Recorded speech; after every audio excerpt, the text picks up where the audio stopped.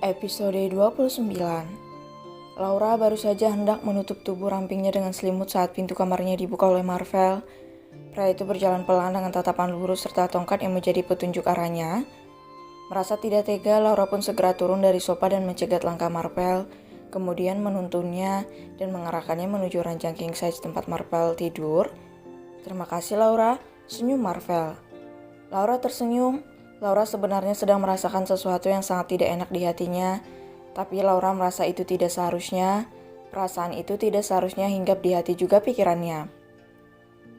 "Sama-sama Tuan. Laura, bisa kamu duduk di sini sebentar? Ada yang ingin aku obrolin sama kamu." Laura yang hendak beranjak setelah mendudukkan Marvel di atas ranjang mengernyit. "Tentang apa Tuan?" tanya Laura bingung. Marvel tersenyum. Saat masuk ke dalam kamar, Marvel merasakan emosi yang benar-benar memuncak. Rasanya hatinya seperti terbakar. Namun begitu Laura menghampiri dan menyentuh tangannya, Marvel langsung merasa tenang. Kehadiran Laura seperti air yang menyejukkannya saat sedang merasakan dahaga. Marvel naik ke atas ranjang dan mencari sesuatu di balik selimutnya. Laura yang melihat Marvel seperti sedang mencari sesuatu pun semakin merasa bingung juga penasaran. "Tuan cari apa? Mau saya bantu?" tanya Laura menawarkan bantuan. Marvel menatap Laura. Marvel tahu gadis manisnya kebingungan karena tingkah konyolnya. Marvel benar-benar merasa bodoh sendiri. Kedua matanya masih bisa melihat dengan jelas, tapi Marvel berpura-pura tidak melihat apapun di depan semua orang, kecuali Joshua. "Ya, naiklah dan ambil sesuatu di balik selimut ini," angguk Marvel. Laura menurut saja.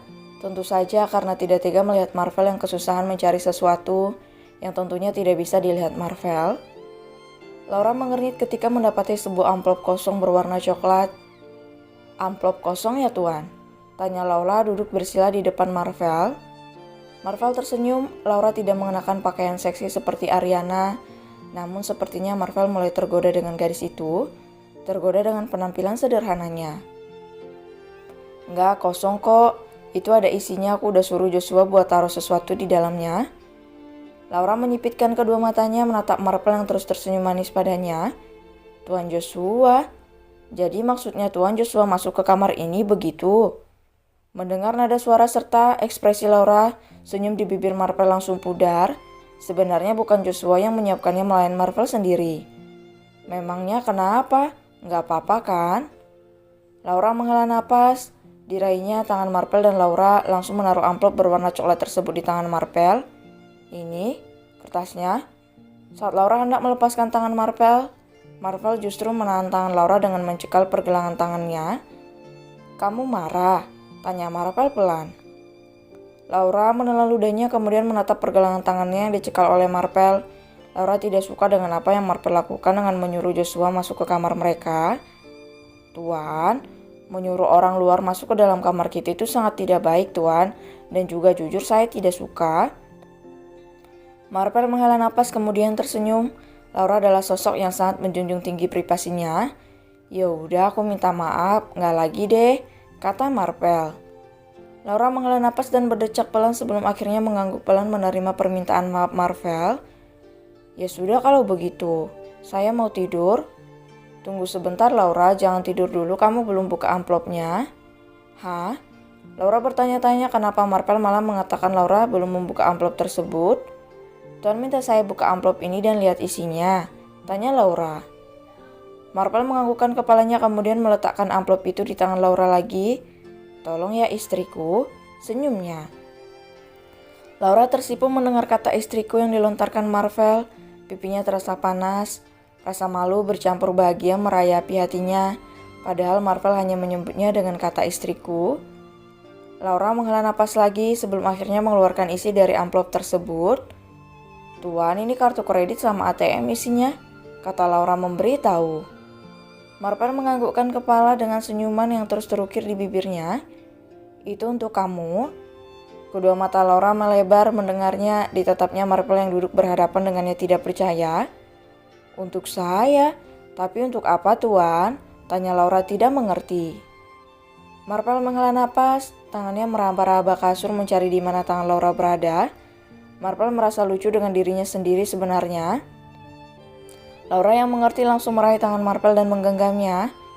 Laura, bagaimanapun juga kamu istri aku, tidak peduli tugas kamu apa, dan semua kebutuhan kamu juga keluarga kamu adalah tanggunganku sekarang, katanya lembut. Laura menggelengkan kepalanya.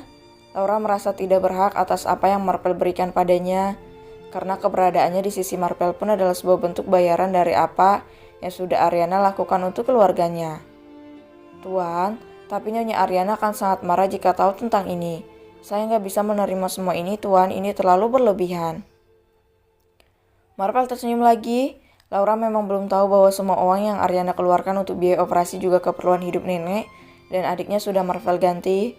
Marpel memang sengaja tidak memberitahu Laura karena tidak mau Laura merasa berhutang budi padanya. Ariana tidak akan berani marah sama kamu. Asal kamu tahu, Laura, posisi kamu di sini juga adalah istri aku, semua seperti Ariana. Aku menanggung semua keperluan Ariana dan aku juga ingin melakukan hal demikian sama kamu. Aku pengen sekali bisa adil sebagai seorang suami, ya meskipun aku buta dan tidak sempurna. Laura menatap Marpel sendu. Jika boleh jujur, sebenarnya Laura merasa kasihan pada Marpel yang seperti dibuang oleh Ariana.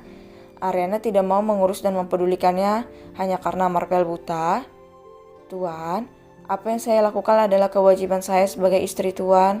Dan apa yang saya lakukan juga adalah bentuk dari terima kasih saya pada Nyonya Ariana. Jadi saya akan tetap bekerja untuk mencari uang untuk nenek dan adik saya. Dan saya nggak bisa menerima apa yang Tuan berikan. Kalau begitu anggap saja kamu bekerja padaku. Dan kartu kredit juga ATM itu adalah gaji kamu. Setelah Marpel. Tuan, tapi kalau kamu masih tetap menolak, kamu harus melakukan juga kewajiban utama kamu sebagai istriku.